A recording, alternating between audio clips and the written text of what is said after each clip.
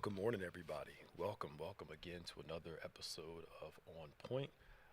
Pastor Nick Bishop is on his way in soon. We're so glad that you have joined us again for another On Point episode today. We thank God for all of you for joining us this morning. As you're coming on, and people are coming on, those that are on right now, again, welcome. Please do us a favor and share this. Tag somebody, get somebody on as we talk about some important life events, spiritual things. We talk about culture, sports, as Bishop says, always again, from a biblical platform, a biblical foundation. We have the greatest callers in the world. We may not agree on everything, but we agree disagreeably. Be pleasant, nice, but we want you to give us a call about any one of our topics. 866-743-8267. Again, 866-743-8267. Come on and give us a call. If you haven't called before, try it out. We're real nice people. Our faithful, consistent callers, thank God for you. And for those who watch all the time and every now and then, we thank God for you for tuning in every Saturday at 9 a.m.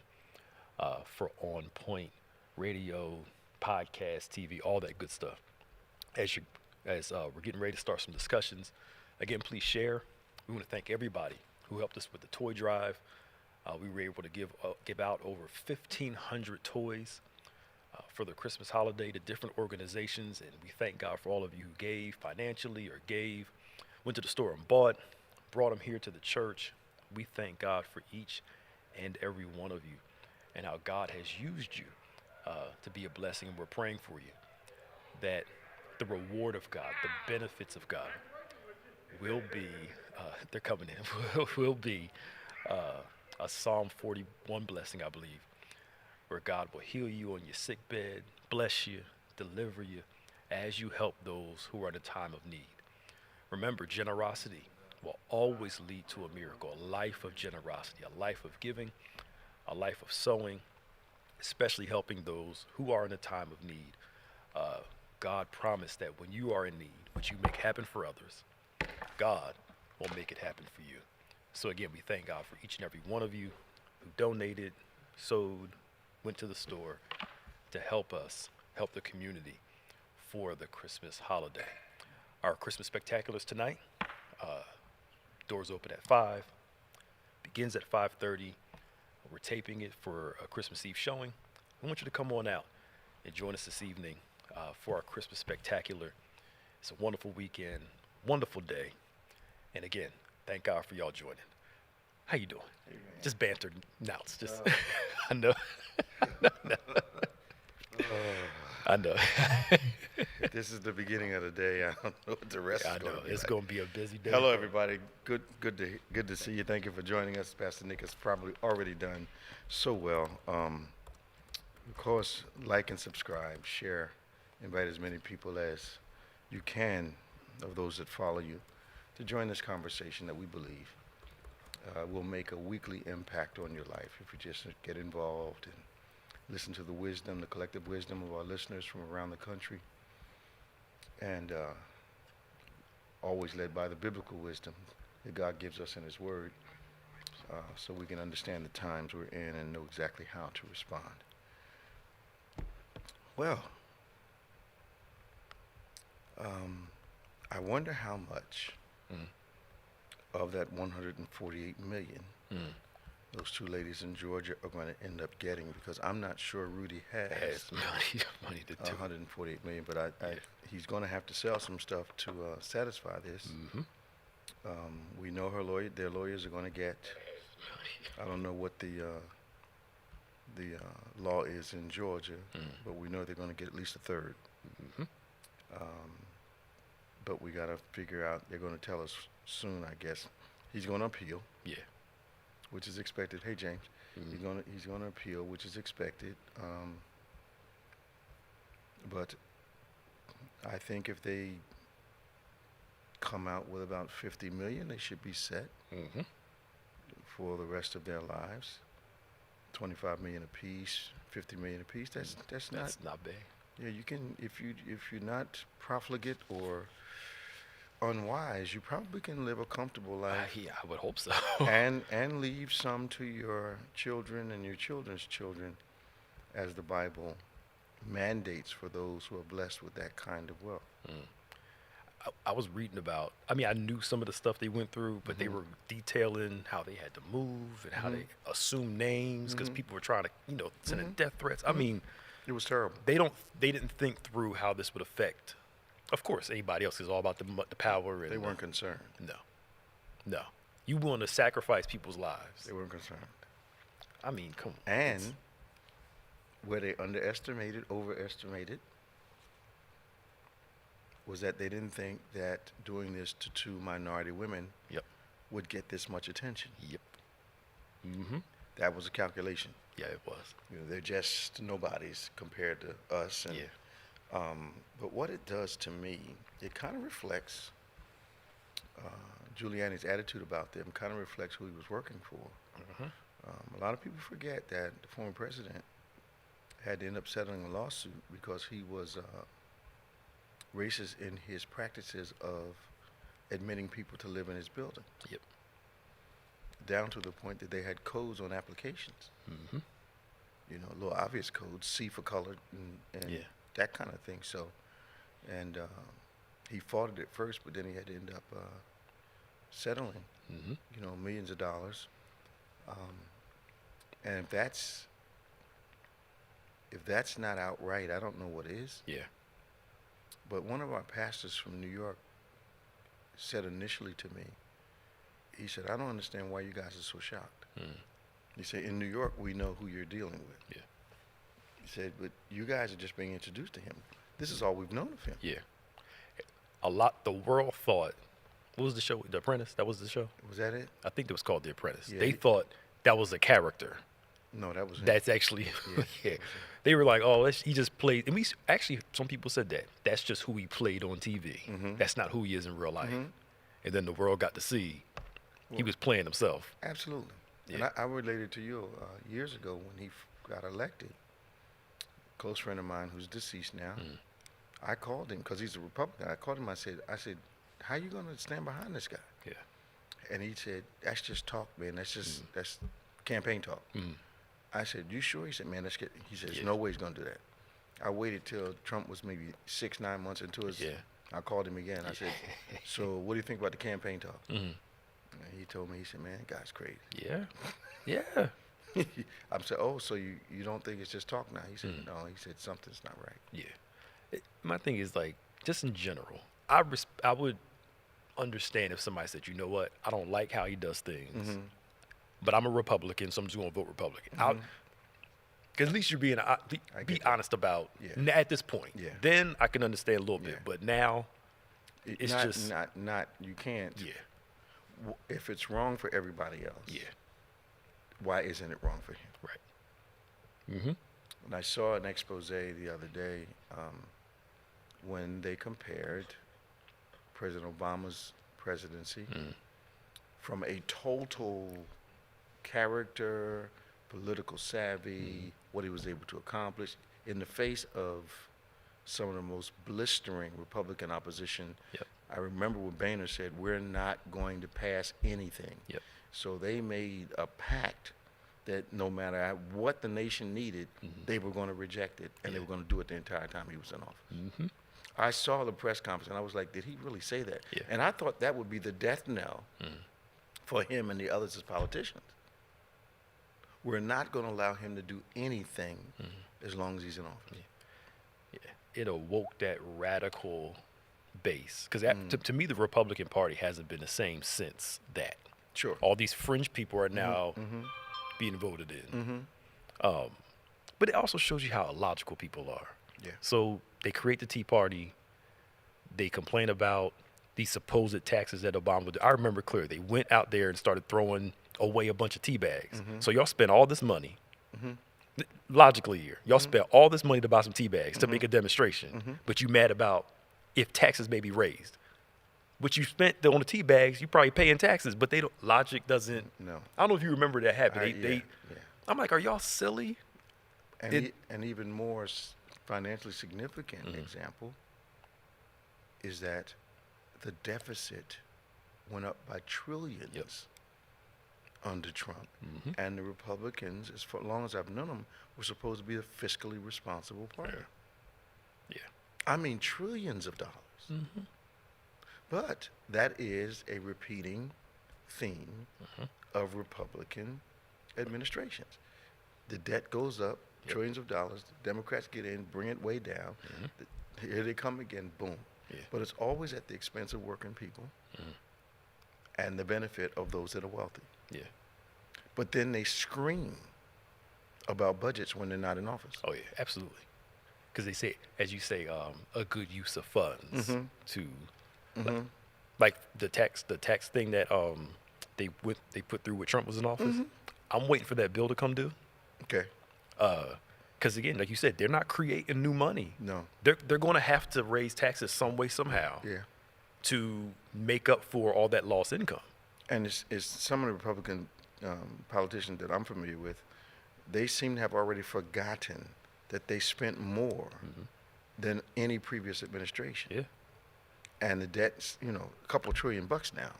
So, but then they complain because aid to another country, social programs, like you said, good use of funds. Good use of funds. I mean, to me, it's logic.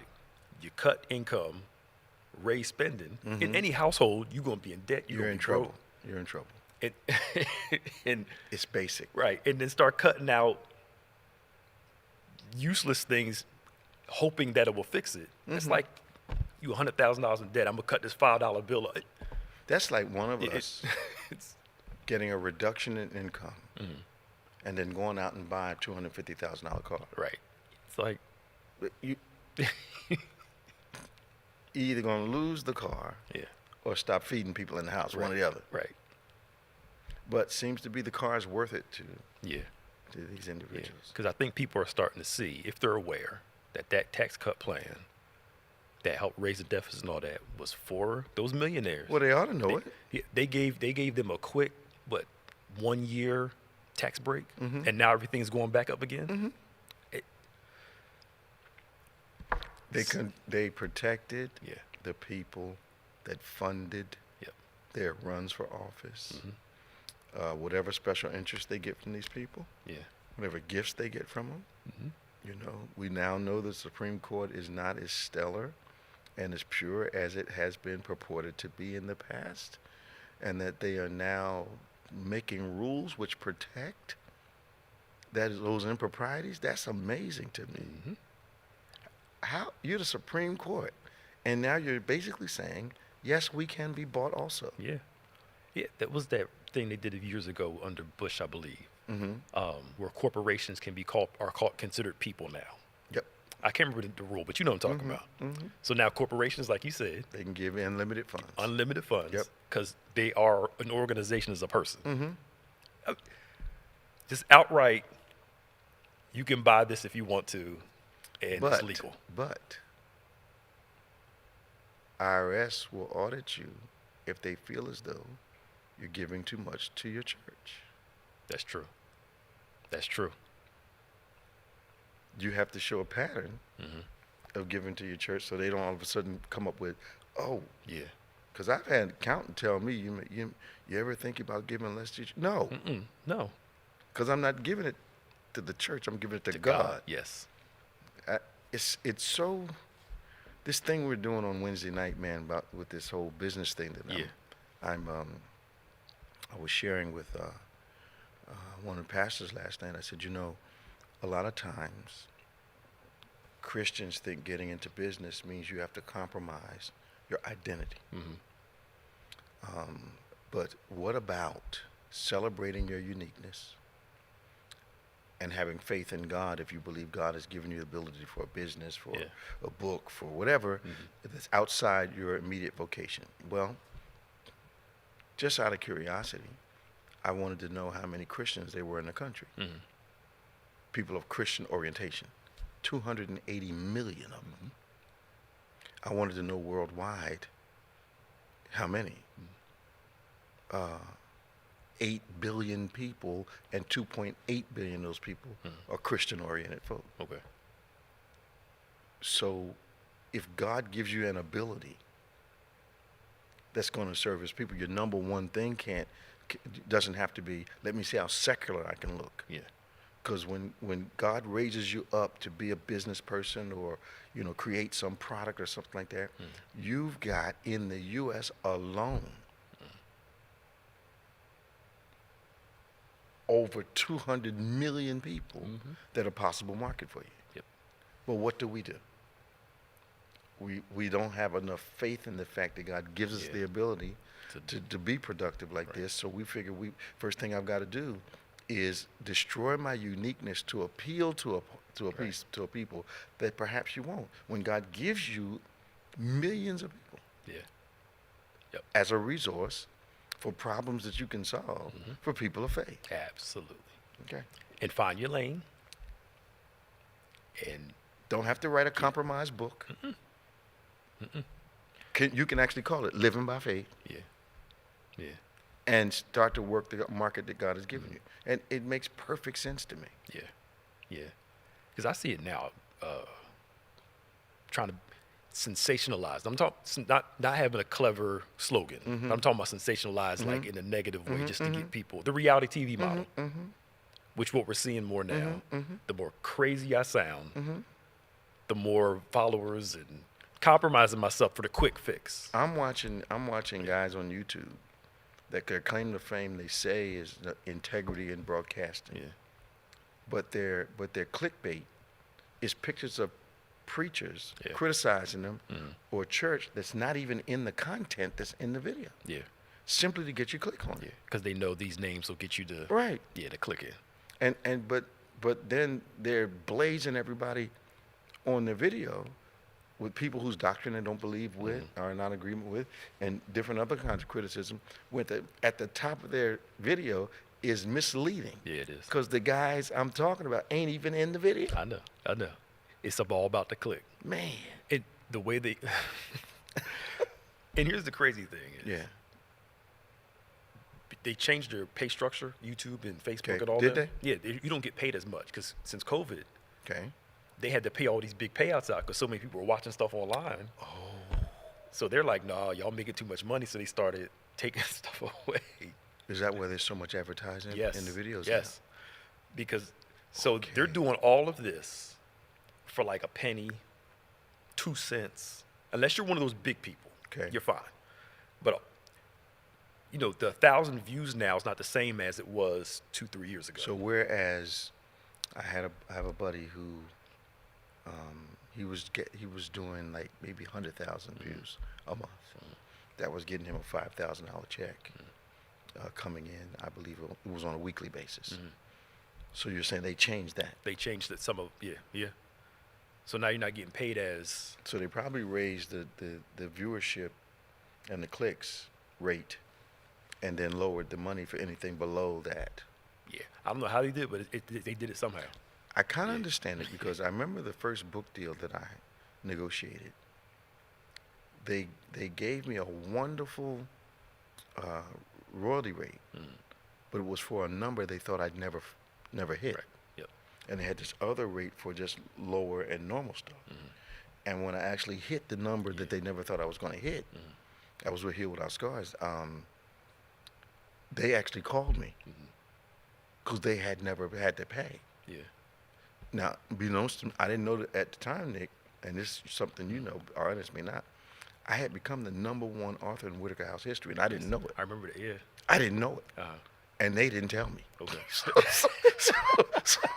So when I called, because if I know that I am at that point, I can ask for more royalty. You could, But they kept that a secret. Oh yeah. They were selling books like crazy. But I'm like, wait a minute.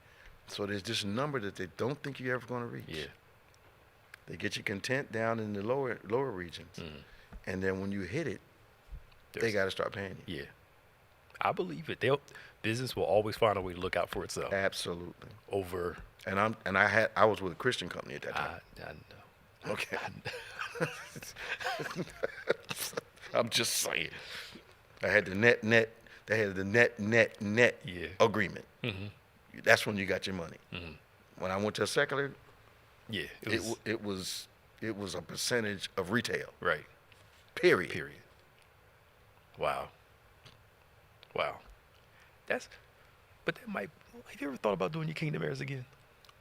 You're in my head. Okay. Because I'm hoping that this series inspires another Kingdom Heirs Okay. series. Okay. And we can bring in some blogging experts. We can bring in some YouTube experts. Yeah. We can bring in, I don't know how popular Facebook is right now and Twitter, but some social media folk that really know how to drive that thing. And of course, we're going to be talking about, businesses as far as selling clothes and how you can get into, because I was listening this morning, there's this Asian American called AA something, AAPI. Okay. And they have exploded in the sneaker market. Asian American company, they've exploded in the sneaker market, and that fact that their first run of everything was sold out. And 30% of their market is non-Asian American, but 70% is. Yeah. So they didn't try to compromise. This is what I'm getting at. They didn't try to compromise who they were. Yeah. And ended up getting a portion of the market that they got, and they didn't have to say we're not Asian American. We don't have to look Asian American. Yeah. They didn't go there. But Christians, man, we say God, Deuteronomy 8:18, gives us the power to get wealth, and then we think we need to get it from another marketplace. Right. Right. And you don't. Yeah. Not when 70% of the folk in the United States claim some kind of Christian orientation. Not when you got a pool of over, 200 and some odd million people to appeal to. Yeah. But we want to compromise our product and our identity from the jump to go for a market that may not even want us. Yes. Flash in the pan. Get something quick, fade out over time. But Proverbs talks about that. Wealth gotten by vanity and unrighteous Absolutely. ways doesn't last if you compromise yourself. It says it gets wings and flies away. It's like the current music now. Okay. The reason 60s, 70s, 80s, and part of 90s music has lasting impact because it's stuff you can listen to when you're 60, 70 years old. There you go. You listen to it at 20. That's right. It still appeals to you. There you go. The stuff they're making now is appealing to just one base. You're not 70 years old talking about, certain whatever song about bumping, grinding. You're right. You're 70 years old. They're not thinking about music that's going to last. Because the trend has been changed. Yeah. That Motown era, 60 years later, if I hear the tune, I remember all the lyrics. Yes. Now, part of the issue for that was, part of the reality and the potency of that was, the songs told a story you could remember. Yep. Yeah. And to this day, Lionel Richie can still go on tour. Absolutely. Earth, Wind, and Fire. Pack 'em out. Pack 'em out on tour. Pack them out. I can't see some of these younger artists. Not going to happen. That group followed them. That music was transgenerational. Yes.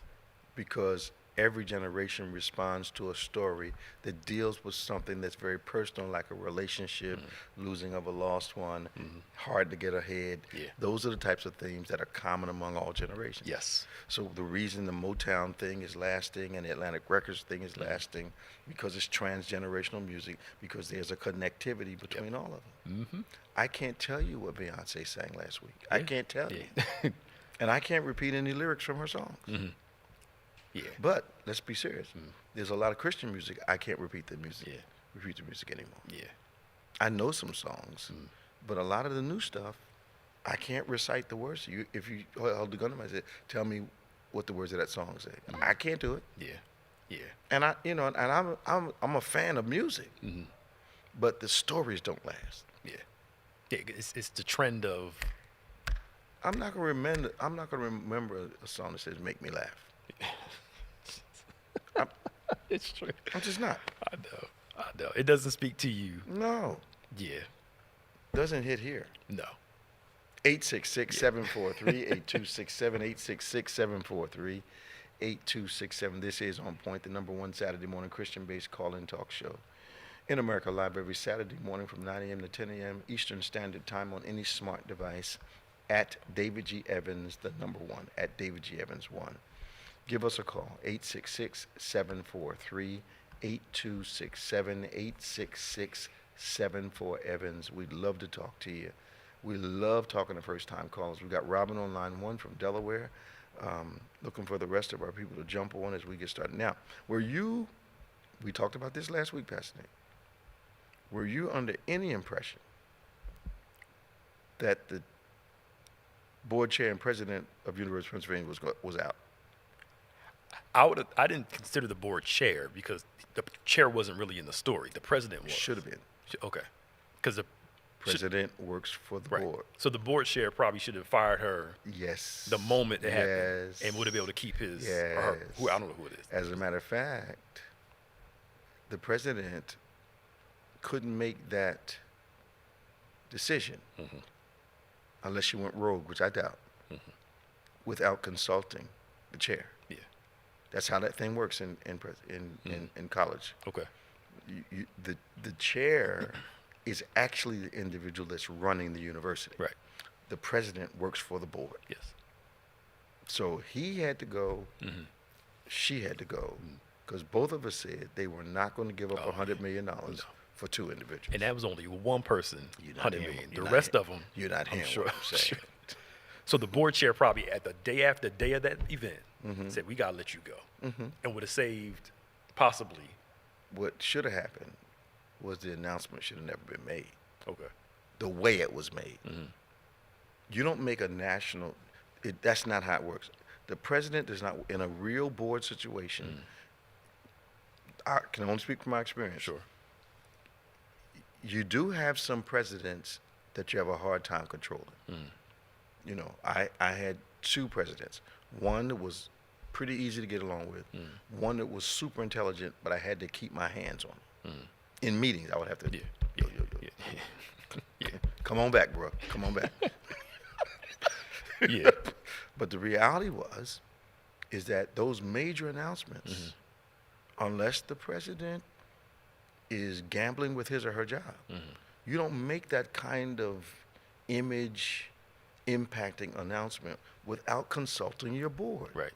So if she did check with the chair, because you can't fire the whole board. Right.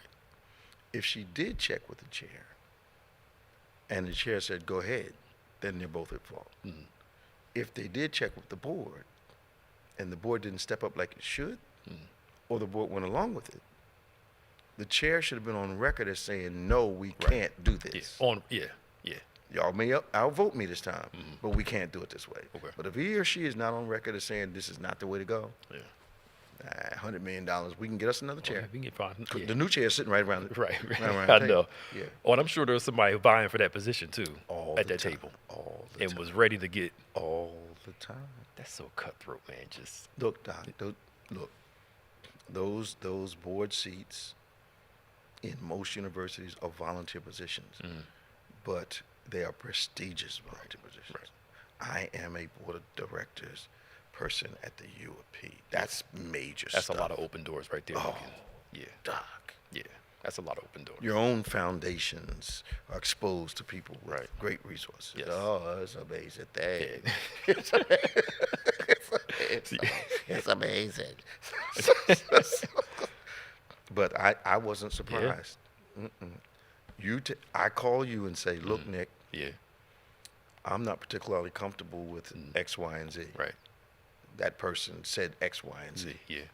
And I'm thinking about withholding my $100 million. Yes. We're gonna make you comfortable. It's Just hold on. automatic, right? We're gonna Right. make- we're It's gonna- it's automatic. We're going to make you comfortable. Right. Well, but around here, you have done that. You'll call me and say, you know, so and so, and I'm like, I got it. Okay. But it won't be a direct. I know what you're saying. yeah. You're being nice, and I'm like, take care of it. Okay. Yeah. And then it goes back. Because if you're uncomfortable, Hey, and it's only right.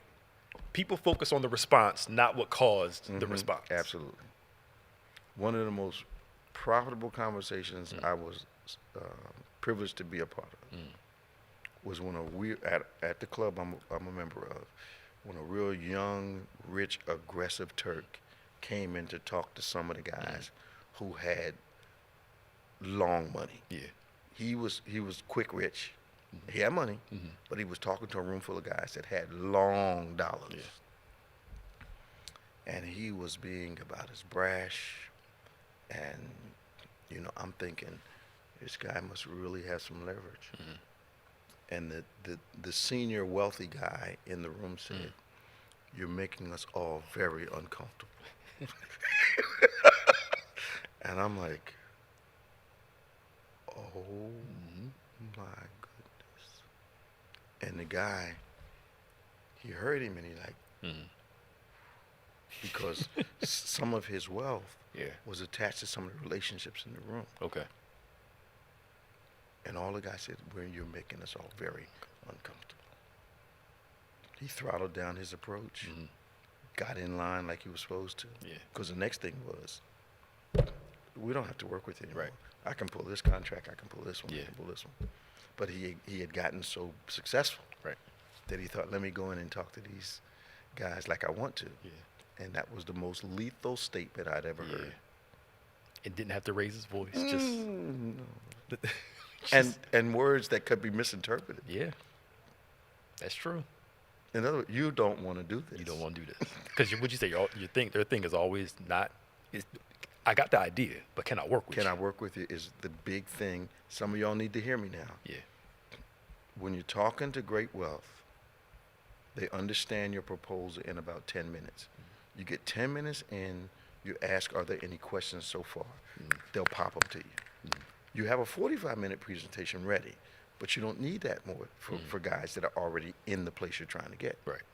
So all of a sudden, 10 minutes in, you feeling good about your presentation.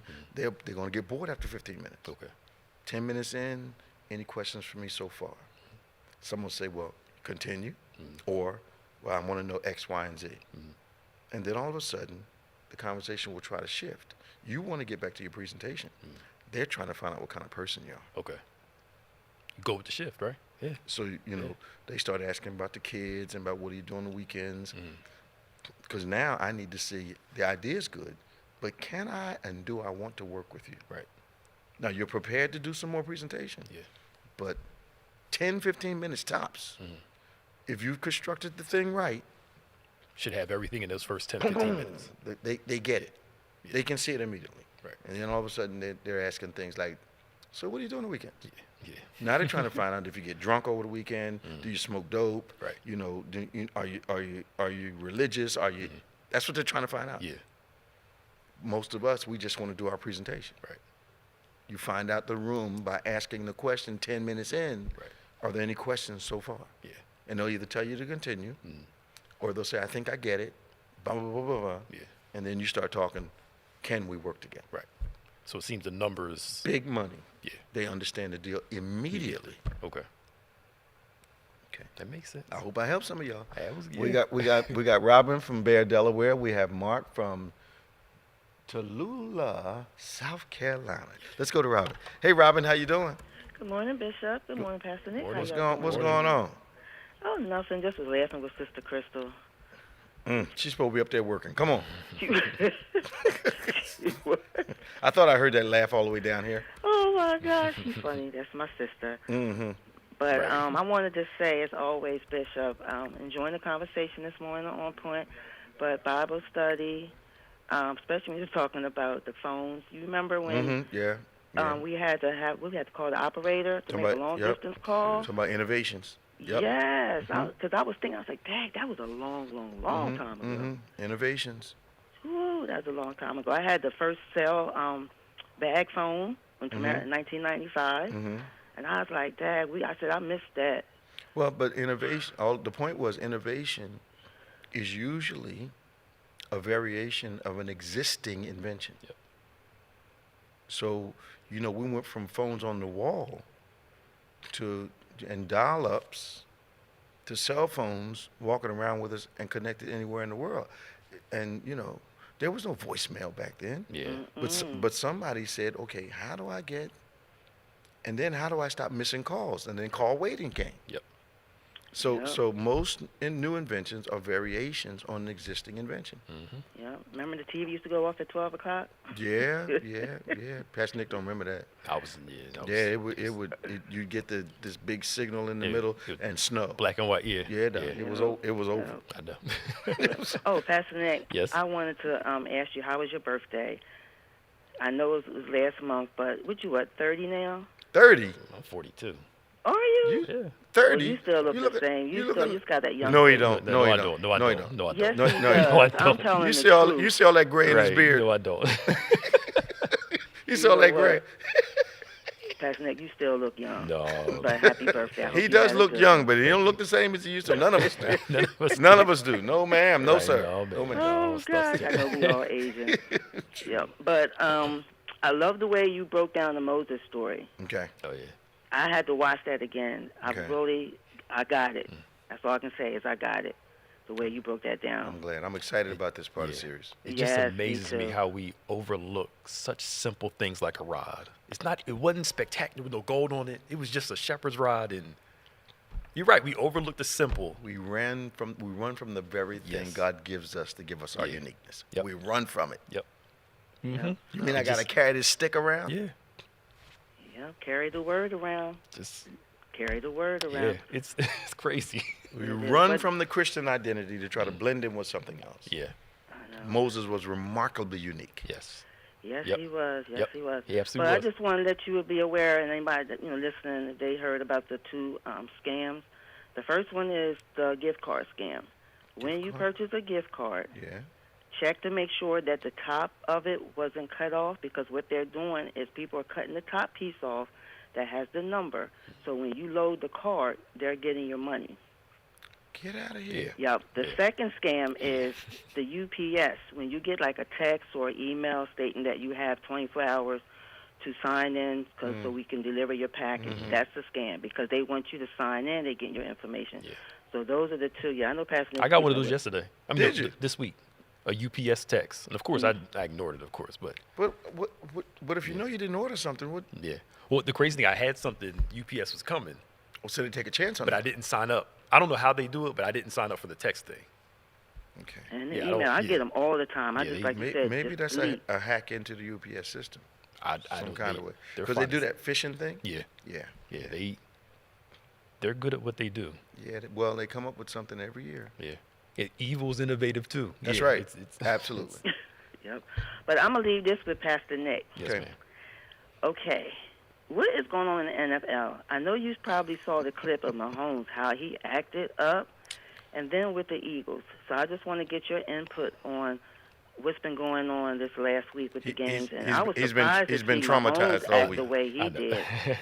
I look in the window of his office. He's sitting there dazed. The Mahomes thing, of course, they all want to call in their favor. Okay. But when it doesn't go in their favor, they're upset. And it's like, bruh, how you complained about the refs when you basically won the Super Bowl because a ref made a decision? Like, come on. So that's whatever. That's But politics. he wanted to That's fine. fight. He was Yeah. like, But they recognized they were wrong after. But when if you haven't played sports, those of us who play sports in the heat of the moment, Yeah. the passion, the fire, Okay. you wrestle. The mindset that you got to be in is like a warrior. And I didn't do it that way. I just made sure I beat you the next time. yeah. yeah. But Yeah. now what about the But Eagles? I'm glad they lost against the 49ers. Are you? Yes, because they needed to see. But didn't they lose against Dallas? They lost to Dallas too. They needed to see. So tell me this: what has been exposed? What is exposed was Okay. they kept winning, ugly. They played terrible first half. Okay. Winning down the second Okay. half. That's but ugly. against Okay. a good team, you cannot win ugly every single week. A good team that can get in front of you, it's hard to come back when they're scoring every single drive. So if it's like I'm running 100 meters. If you don't get them, if you let them go coming out of the blocks, when you finally run up against somebody with some real speed, you will not catch them. You're done. And their defense has been terrible all year. So that's been exposed too. Yeah, I mean they just go. So is Dallas a good team this year? Dallas is a good team. What's their record? Do you know? They're 10-3 like the Eagles are. Okay. They're a good team, but the Eagles beat them the first time. This is the second one, And part of me is like, okay, maybe the Eagles are tired. They've been playing against real hard competition the last 5 weeks. But in football and sports, you got to play. You got to play. Well, that's Yeah, why I you think get they tired. That's why you get a week. from winning all those games. I Yeah, don't want to no, hear that. Don't want right. to hear that. Don't want to hear that. Everybody's playing. Yeah. I know. And I mean, Yeah. the thing is like, it's not like they lost where they looked like they were fighting. They got dominated 2 games in a row. Okay. And That's not just fatigue. no, winning ugly, you can't win that way long term. Coaches Dropping spend the their ball. coaches spend their time figuring out the weaknesses of other teams. Belichick, you name the guys, the good ones. Mhm. They know what's wrong with every team they go Yeah, against. he's about to get fired too. Belichick is. They're like 2-10 right now. They're gonna fire Belichick. I think they're gonna let him go. But here's the crazy thing, right? I can't imagine that. He now this is the mistake That's he like made. firing Lombardi. I know this is the mistake he made. Okay. His own hubris. He wanted to get rid of Tom Brady because he was getting older. Right. But Brady was still playing at a high level. Right. He wanted a younger quarterback. Right. He basically the owner wanted to keep Brady. Okay. Belichick wanted him out. Okay. He basically drove Brady away. Mm-hmm. And the Patriots only went to the playoff once since Brady's been gone. They've been struggling ever since. But where did he think he was? I don't think the Brady pick for the Patriots. It's not like Brady's are low fruit hanging on trees. Mhm. So I'm a big fan of horse racing. Mhm. So Secretariat, they've been waiting for another one. Mm-hmm. There may never be another Yep. Mm-hmm. one. The Man of War Admiral, those are very unique. Yeah. When God did this, Yep. and say you're going to be able to do that. Mm-hmm. That you don't reproduce that Yeah. by a whim. Nope. And one will come along. Mm-hmm. It's rare. Doc, when God puts his hand on you and says, I'm going to make you special, Yep. like Solomon, Mm-hmm. there'll not be anybody before you or after you like you. Yep. Yep. Because That's right. Brady was, when he left, Brady wanted to stay with the Patriots, of course. Of course he When did. he left and went to Tampa Bay, Mhm. ended up winning the Super Bowl there and Mhm. playing good for a couple years. Decision looks really unwise. And I think Kraft is aware of that, Of course he is. and he's upset. But at the same time now, why would he not trust the instincts of Belichick? Yeah. Because he's always been able to take Mm-hmm. what I think was medium level talent, Mm-hmm. build a system around him, and Yep. make them look like all pros. That's true. He's done it. But I think the thing that gets him too is older head coaches, the ones that are succeeding, Mhm. have younger coordinators Yes. that understand the change of the game. Yep. Belichick got some of his old horses still there Nah. that haven't adjusted to the new way the game is played. Not every older guy, and I'm talking about people my age. Not all of us have the ability to see the same thing in another way. Yeah. That's most guys my age are looking for an exit ramp, Right. not innovation. Yes. What can we do be different? Yep. Yeah. And secure enough to bring in younger folk around you. Absolutely, absolutely. Tell know. me what I don't know. Yeah. Speak the language to me. Show me what. Yeah. Pastor Nick, was it fair for the security, what's his name, Dom, to get ejected? The Eagles security guard got ejected from the game because when the 49ers and Eagles were playing, Yeah. one of the 49ers players slammed one of the Eagles players, and they started going at it. The security guard got up and pushed, basically, the 49ers guy hit him, Okay. the security guy. Okay. Security guy got in the way and pushed him back. Security's not supposed to be touching players. Not supposed to be on the But he field. was trying to break it up. But he's not supposed to do that. That's not his Okay. job. He's security for sideline, not on the field play. They're not supposed to. So you're supposed to stand there and let them kill him. Yeah. But that's where the refs But and everybody then else somebody would say, comes in. Yeah. there was a security guard standing right there. Why did he do it? Yeah. But it's a part of the rules. But I mean, over here we don't care. People like him. They glad he did it. Philly, Is what it we is. don't care Come about on. that. Robin, we got to Yeah. go. Yeah. All right, well, thank you. Talk to you. Y'all have a best one. See y'all tomorrow. Bye-bye.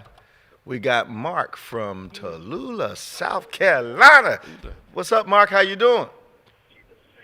Hi, is this Bishop? Yes, it is. Welcome to On Point, man. Hi, Bishop. How you Bishop doing? Evans, and hello to Pastor Smith. Hello. This is Marcus again from Saluda, South Carolina. We I am recognize you, so brother. pleased to make your acquaintance, sir. Good to have you call us again. Thank you. Thank you. I won't keep you long because I know you don't have a lot of time. So I figured the first thing I say is that I remember. Well, I don't remember. I've just listened to something you said back in 1994 when you said you don't have to look like you just stepped out of the dirty clothes hamper just to say you're holy. Just to say you're holy. Absolutely. I thought that was so funny. Yes, sir. That used to be a sign of holiness, you know. Yeah. If you didn't look bad, you wasn't holy back in the day. But I just wanted to say, Bishop, that I always say good things about you, but I wanted to say good things about the people that you pour into, like Pastor Smith. I watch him on the Mondays when he's with that other young lady. Maya. I don't remember her name. Maya. But Pastor Smith is always, as the young people say, dropping jewels on those Mondays. Yes, sir. And I have had an experience with that young man who's your praise team leader. Oh, yeah. Reverend Bush. I Reverend Bush. understand now the difference between a choir and a praise team. Whoa. A choir, when they sing good, I remember the song and how good they sing that song. But him, when he does what he does, my spirit is so open that when you preach, it's ready to receive that word and fully understand it, because there's nothing else in my environment that I'm focused on other than God. Wow. Thank you so much for that. He strong. is good at making your job easier, because when you preach, all I can do is receive. There are no other distractions. My. Atmosphere's ready. Atmosphere, yep. Yeah. It feels so much easier. Oh, yeah. It just, Oh, yeah. like a slot. I don't know. I remember him saying he was married with 5 children. He ain't lying. I said he must have a relationship with God to be able to handle all that responsibility. Yes, sir. Yes, sir. They have all that responsibility to handle it. Yes, sir. It's hilarious. He knows the Lord. He's saved. But thank you, Bishop, for all that you do, and thank you for the people that you have around you to help you to do what you do. I appreciate that, man. I appreciate that. And you do what you do in excellence. And I'm thanking you for Reverend Bush too. Yeah. Yep. Yeah, he's Thank you. a tremendous Thank thing. you. How's things in Bishop South Carolina? Evans. You doing all right? Yes, sir. I'm blessed and highly favored, like that other person always says. Okay. I am too. All right. It's good to hear from you again. Thank you so much, Bishop, and thank you so much, Pastor Smith, and be blessed. All right. Bless Talk you, to man. you soon now. See you. Have a good day tomorrow. Yes, sir. Thank you, sir. Bye-bye. We're going to Scott from Vineland. Hey, Scott. Bishop Evans, Pastor Nick, how you guys doing How today? you doing, man? I'm hanging in there. I'm hanging in there for old man. Oh. Yeah, How old are you now, Scott? 53. You 53, Scott? Yes, sir. Come on, Bishop. You know better than anybody, man. We was young bucks when we was at Nazarene, man. I met you. You were how old? Let's see now. I was a junior. In high school, so I was like 17, 18. Wow. Wow. That's a long time. Wow. Yes, sir. 'Cause I can remember Pastor known each other a Jones lot. I can remember Pastor Jones read the newspaper article about track, and he didn't know nothing about track. And to this day, me and Leon giggle about it. He said, Junior Scott Shelton, the main 400 runner, blah, blah, blah. He said, I don't know, what's this mean, Bishop? You got up as you normally did and grinned and said, that means the brother was cooking. Only Bishop could do that, Pastor Dick, man. But I appreciate you being my friend / big brother, mentor, and all that good stuff. And Scott, I didn't think you were 53. yes, 53. Leon's a couple months, a week older than me. Yeah. Yeah, we all, first, for those of you that are listening, we all went to, we're members of First Nazarene Baptist Church in Camden, New Jersey, under Reverend J.A. Jones, was our pastor at the time. And we had a great time forming a relationship, which obviously has lasted all of these years. Yes, sir. And great things were happening. Then remember all the people that used to get saved, Scott? Yes. Yeah, man. Big time. It was like water coming out of a spigot. No, not to be funny, but yeah, man. Yeah. It was, and Yeah. I appreciate our friendship and the brotherhood friendship that we have now. Yeah. And, You talked to we Leon? go back a long way, man. You talked to Leon lately? Actually, I talked to him right before I called you. I said, man, look, you interrupted, but he sends his love and everything. Tell him I asked for him, man. I definitely will.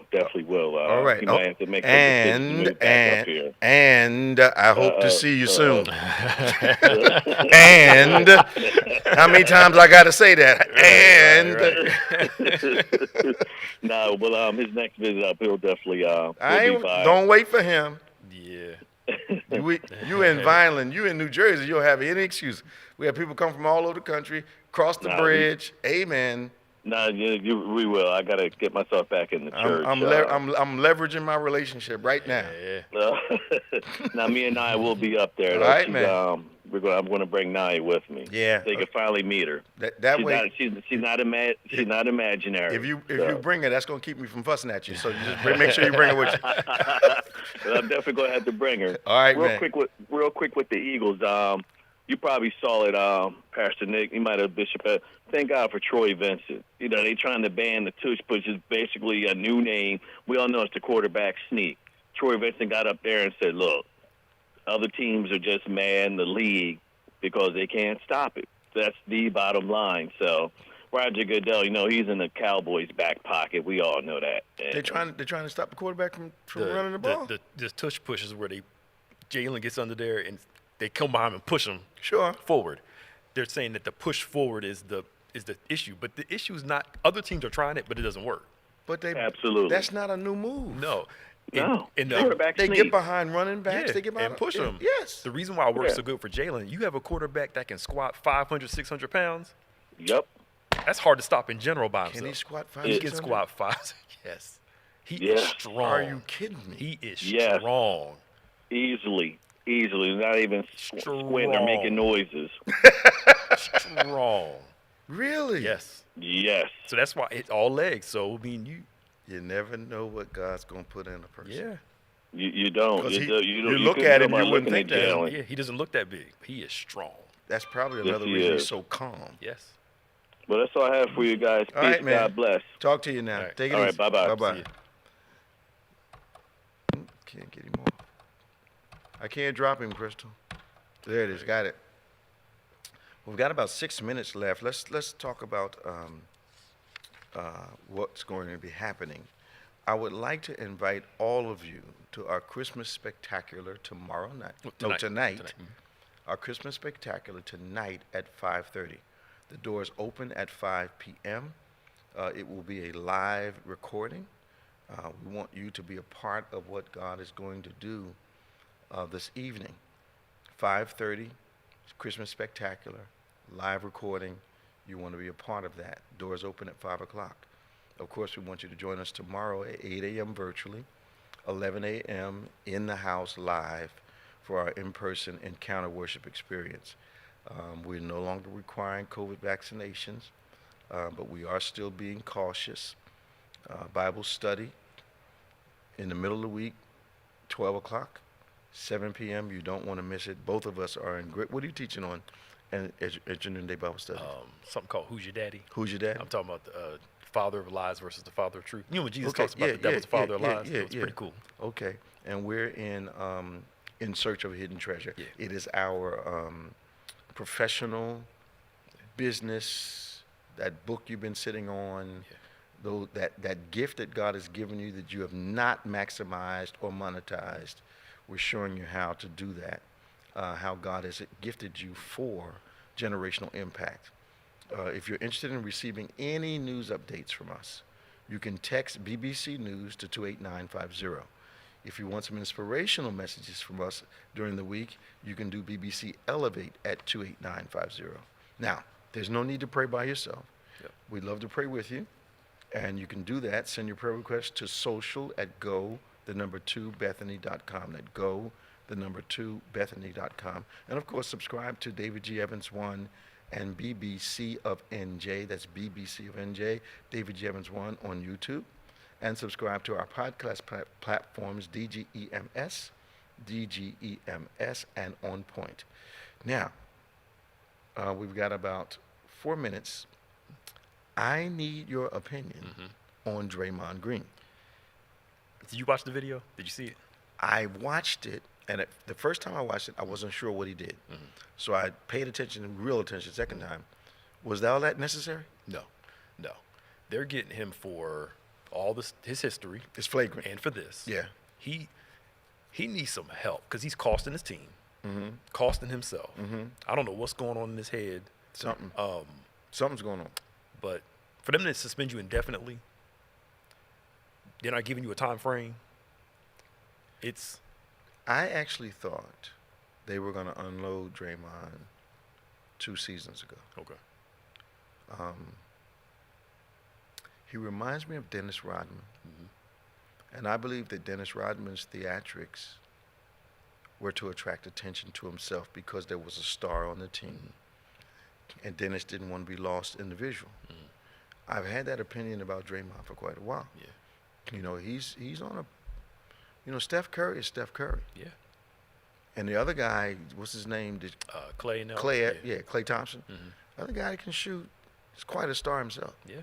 So Draymond's on a team full of maybe the best shooter in the history of the game.